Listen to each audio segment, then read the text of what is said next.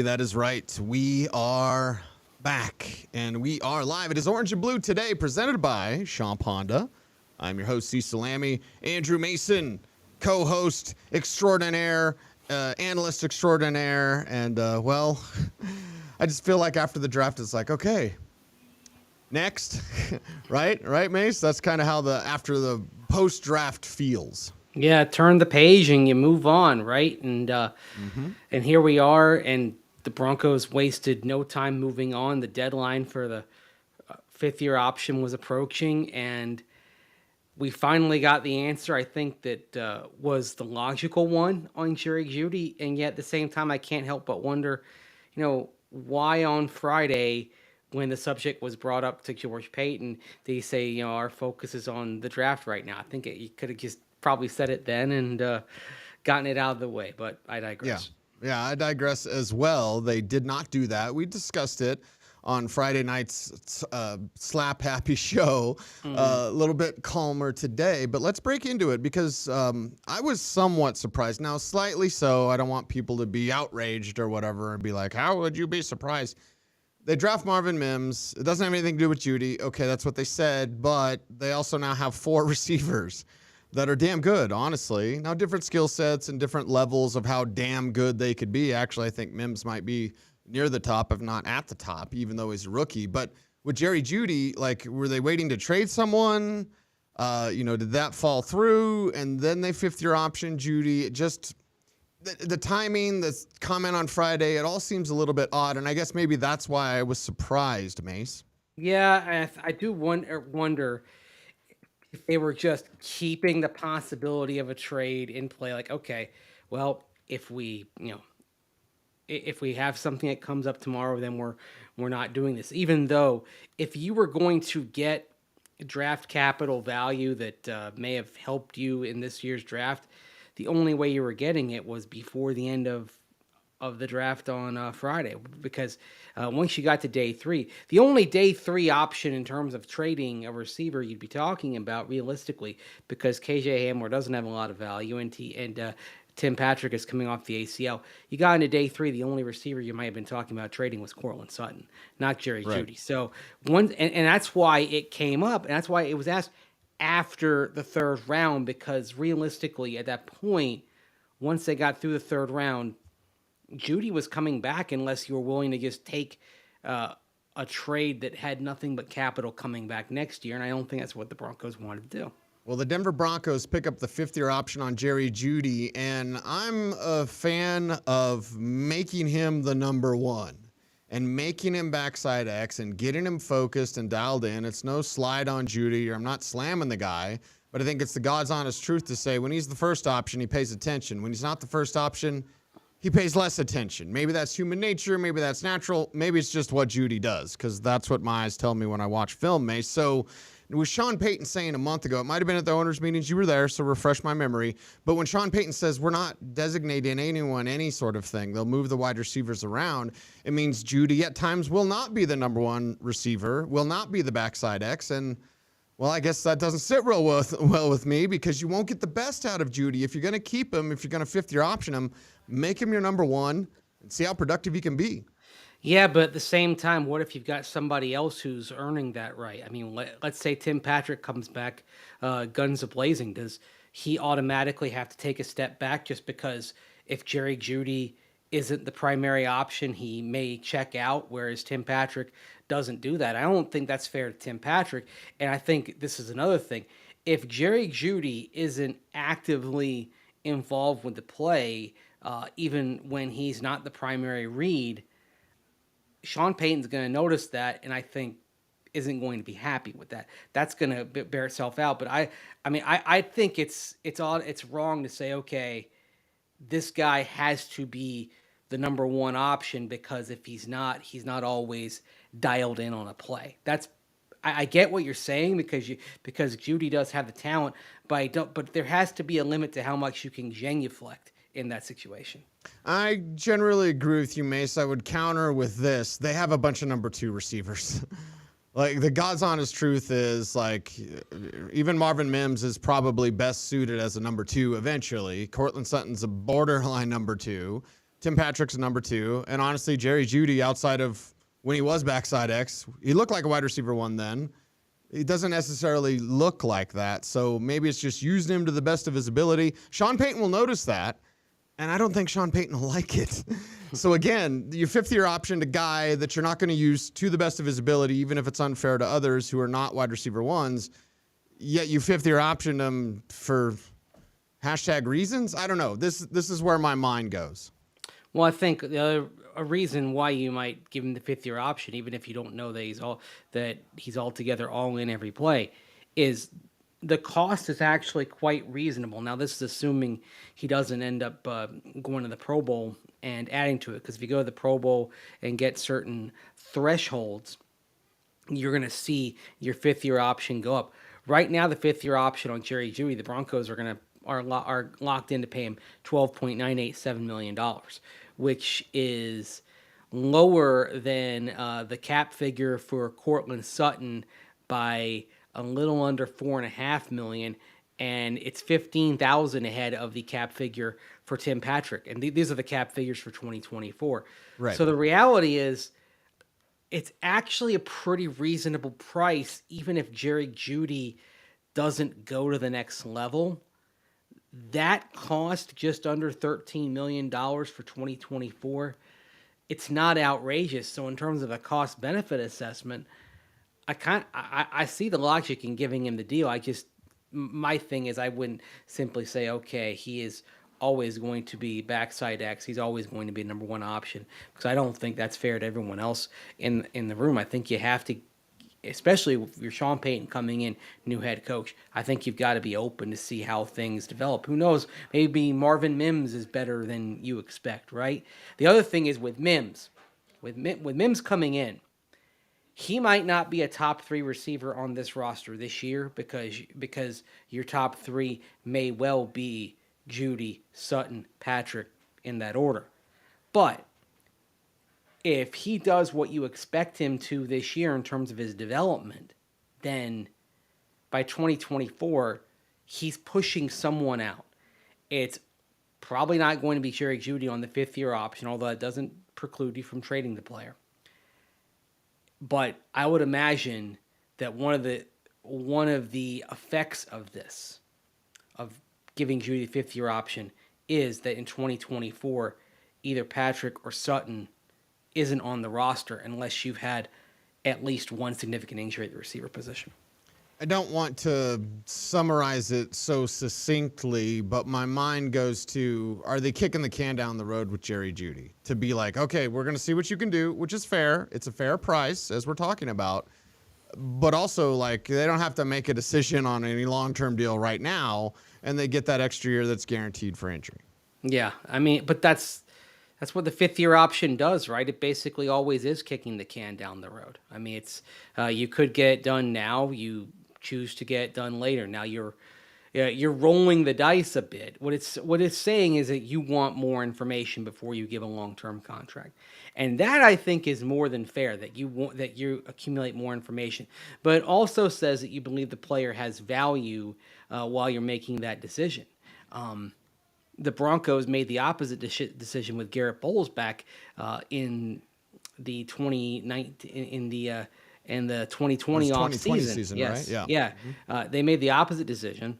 Bowles, with no crowds in the stands, had the best season of his career, and the Broncos gave him a contract. If the Broncos had picked up the 5th-year option on Bowles, then in terms of average per year value, what he would have gotten for 2021 would have been significantly below what the average per year value ended up being once he signed that contract. Orange and Blue today, presented by Champ Honda. And we've touched on it, and again, I don't think it's necessarily a big deal, but I have seen people react from a fantasy standpoint, and fantasy football is always in the back of my mind, like, and Jerry Judy's going to explode, and he's the number 1 receiver, and I think, well, they don't really have a number 1. I like Mims. We'll get to more about Mims in just a little bit. And I said this about Phillip Lindsay after his rookie year, and people lost their mind because they love Phillip Lindsay, but I said he probably peaked as a rookie. Did Jerry Judy peak in your eyes? And again, you can put the fantasy lens on if you'd like, Mace, but did he peak last year with those career best numbers? I mean, that requires getting out the magic 8 ball. I think if you believe that he peaked, you should have traded him.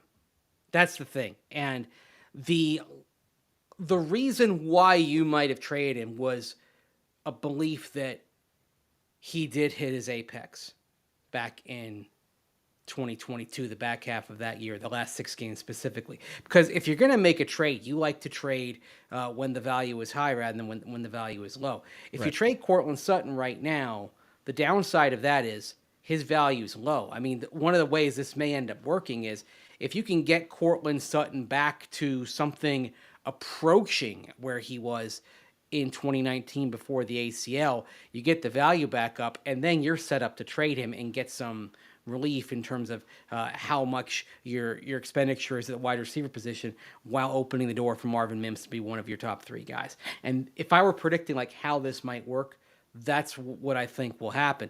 But I mean, if you believe Jerry Judy has more in the tank, you should hang on to him. And one thing I did say consistently is that if the Broncos don't trade him, they need to pick up the 5th-year option. The choice that I think had no logical explanation whatsoever would have been not trading him and not picking up the 5th-year option. That would have made 0 sense. So this at least makes some sense. The question is, has he peaked?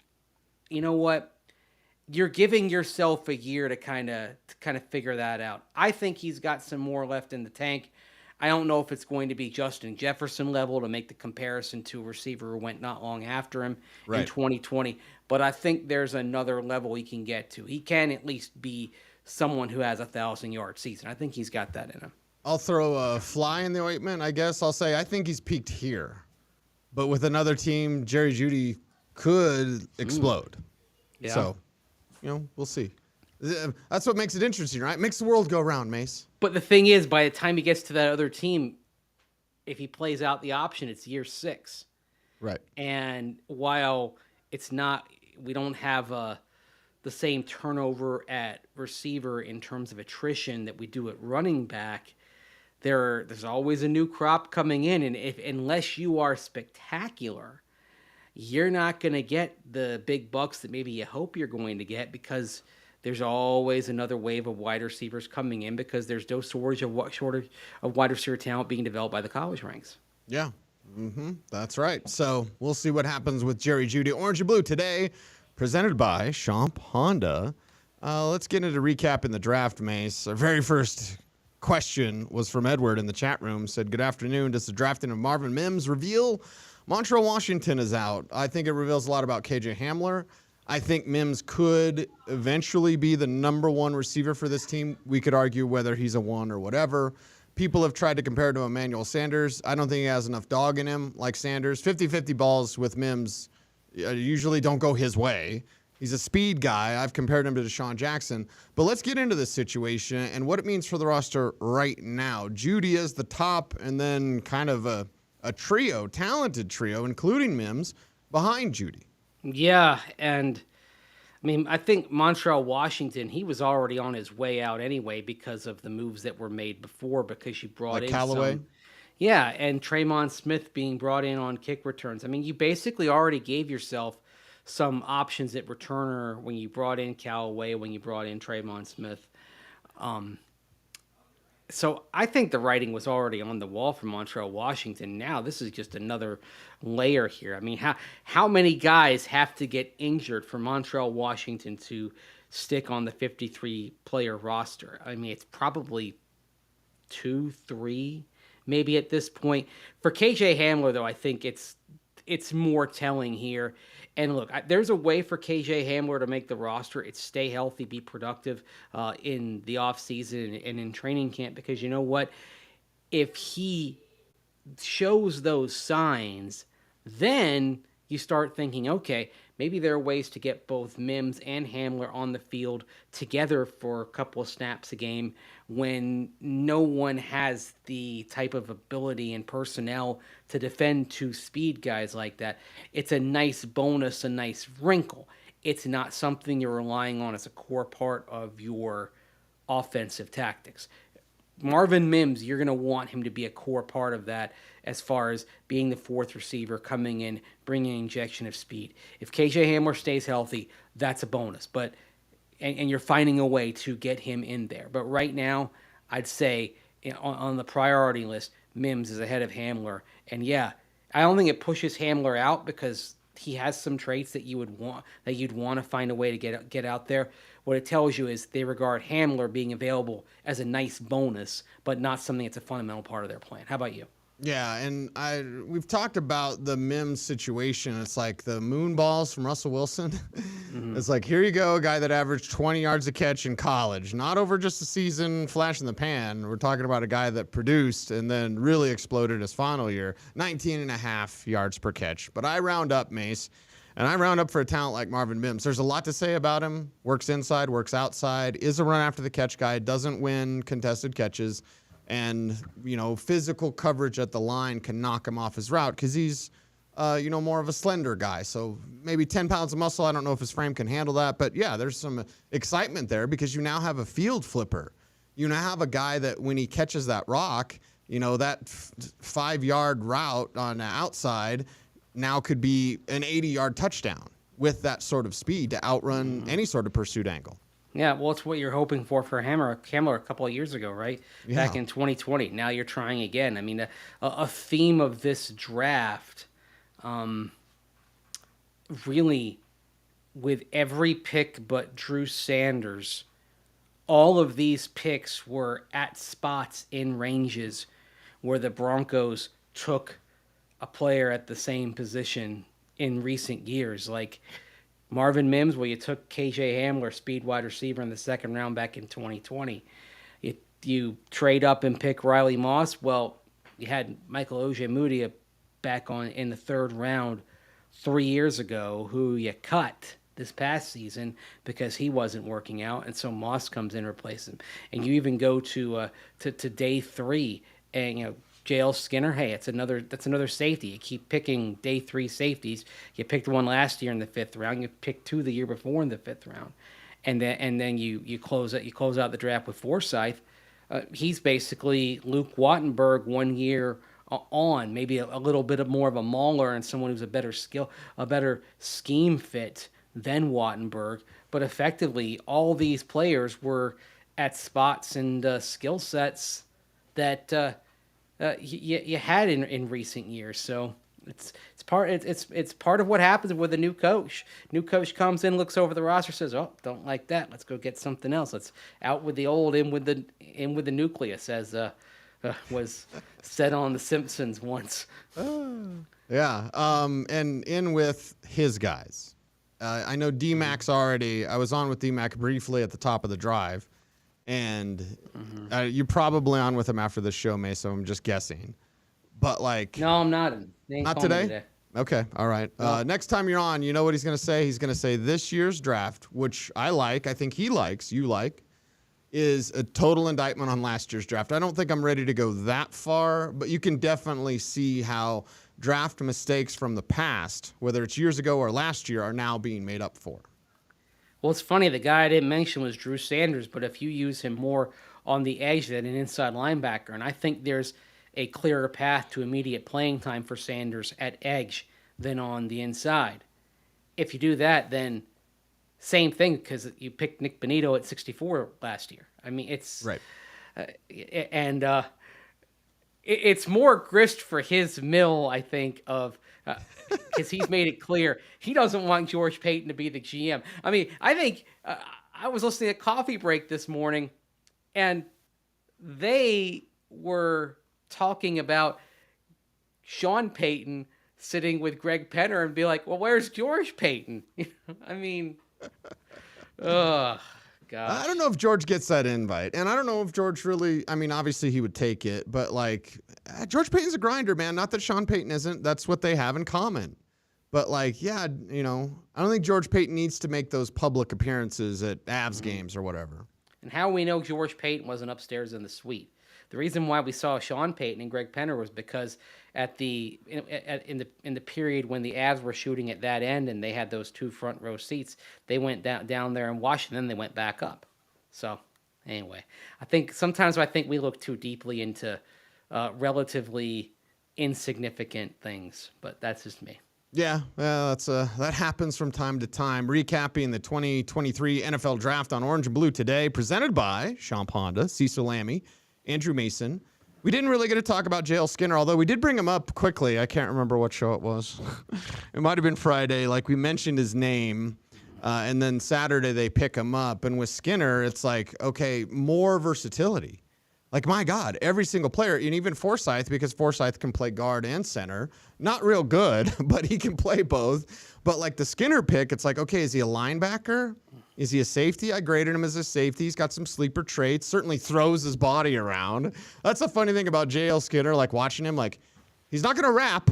He's not going to drive his legs once he has contact. He's going to like meet you at the hole and throw himself into you. And well, hopefully you get tackled by that impact. But like he's a wild card out there floating around, but is he, linebacker, safety, and again, more versatility with all these players? And honestly, that's why I don't think he's as physical as some people believe, because he's just going for the big play, but there's not kind of the stoutness of Right. wrapping up. And also, I mean, he dropped in the draft.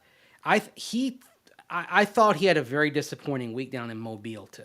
Yes. And honestly, in looking at Skinner, I'm trying to get past that. Maybe it was just a bad week, but he didn't impress. He looked out of position. Now, granted, you've got guys that are, running a new scheme, doing new concepts, but they do try to keep things fairly simple because they're trying to get a good evaluation. And he did not distinguish himself. I'd say he was probably, in terms of expectation relative to what we saw in those practices, was probably one of the more disappointing players out there that week. And so I think he fell more because of that than the pec injury that he had right before the combine when he was training for it. So let's see what happens when you get him in. It was also interesting that when George Payton was talking about him after the draft, he mentioned something I've mentioned, that he does have good range. He does have good range. He does have good ball tracking ability.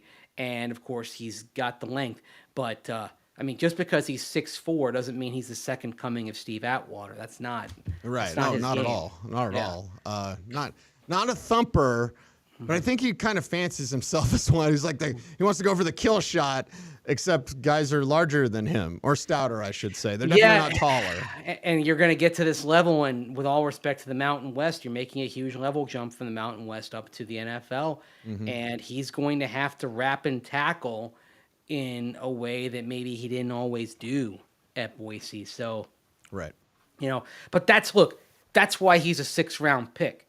When you get to rounds 5, 6, 7, players are there because there's something missing. There's something they need to work on. They are not perfect prospects. There is some deficiency there. The question is the deficiency something you can coach up?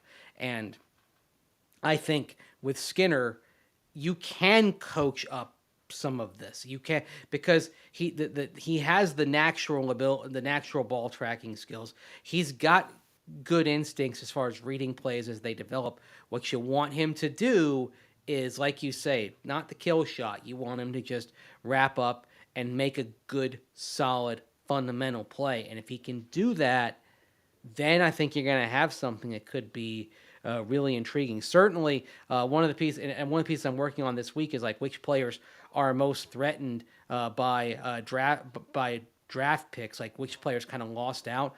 A guy, one of the guys who's losing out here potentially is Delaren Turner-Yell. I mean, Yes. J.L. Skinner, if he works out, he's coming for DTY's spot. And even though they re-signed P.J. Locke, who was an RFA, and then they in-tender him and they brought him back, someone like Riley Moss, who can factor in as a dime backer right away, is coming for P.J. Locke too.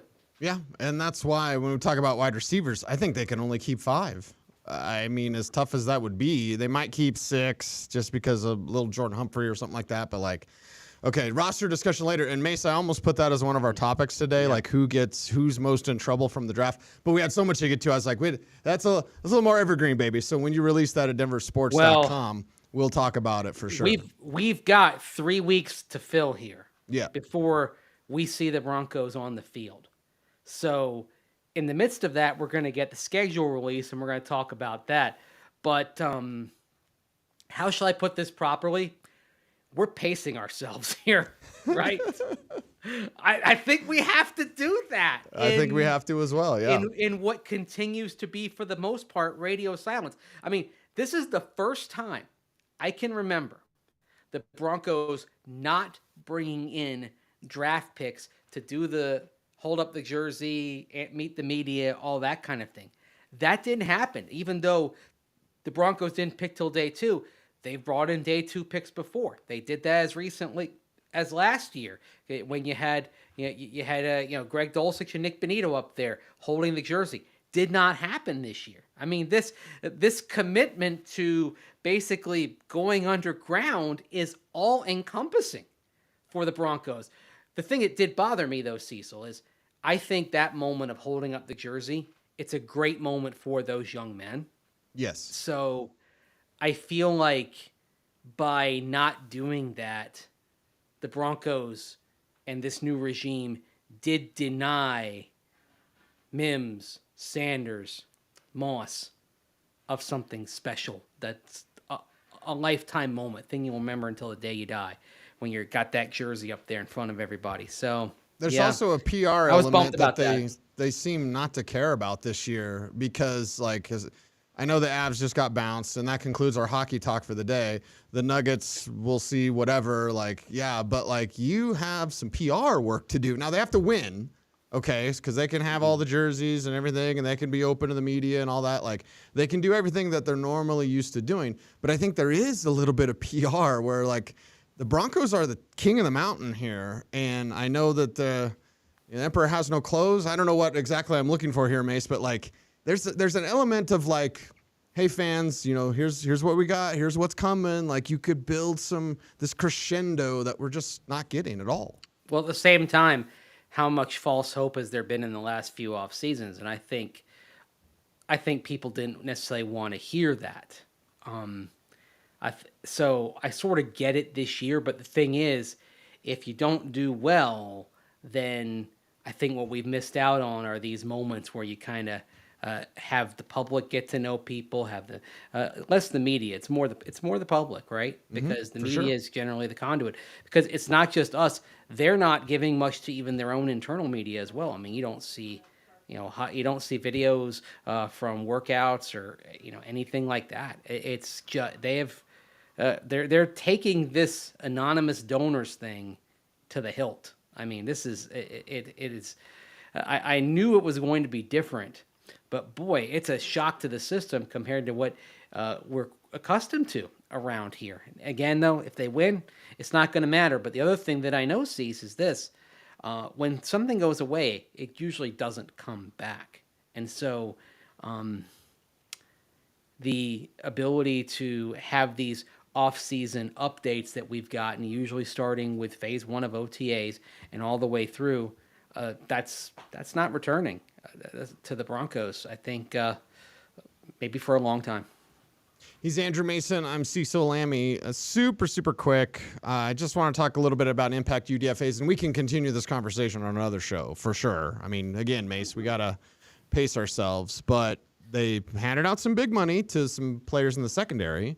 You wrote up the UDFAs at denversports.com. I'll just alert everyone, and I'll probably write about this tonight. I think Thomas Nkoum is the edge rusher that could be one of the players to make the 53-man roster. Again, more at denversports.com.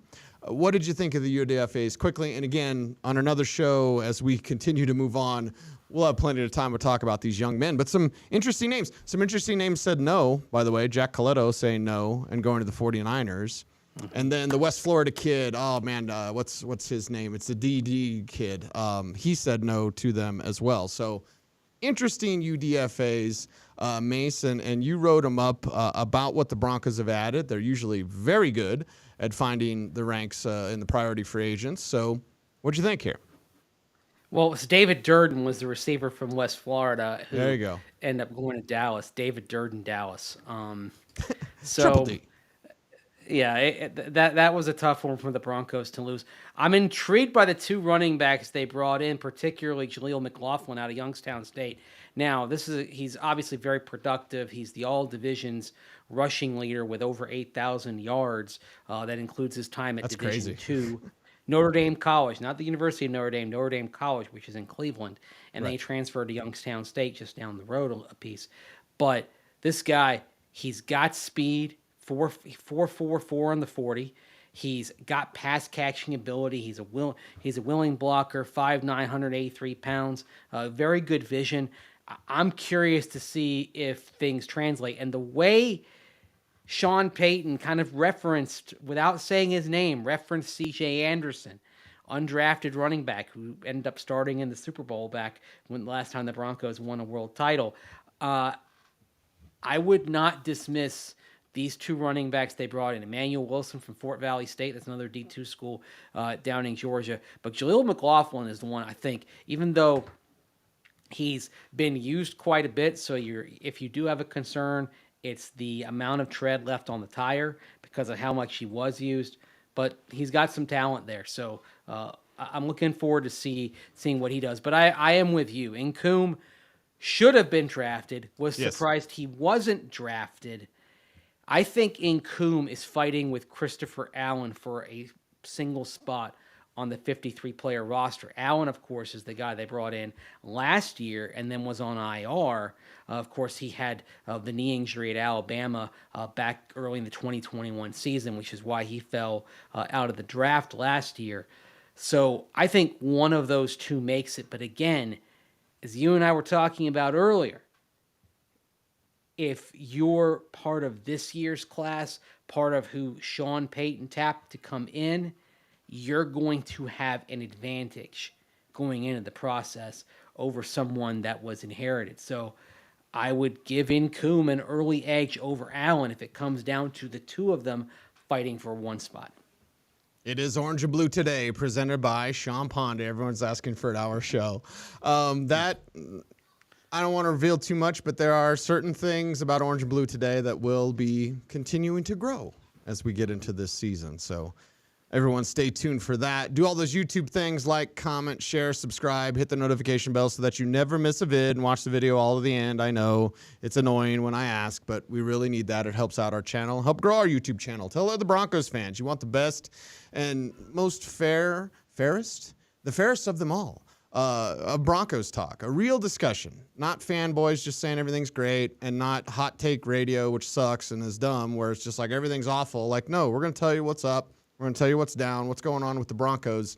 That's why we say OBT is a BFD. He is Andrew Mason. You follow him on Twitter at Mace Denver. I am at Cecil Lammey. Until next time, be safe, be kind, know that you're appreciated. Stay tuned. As always, please, would you? Where's the salute? It's there. It's there. There it is. Stay frosty.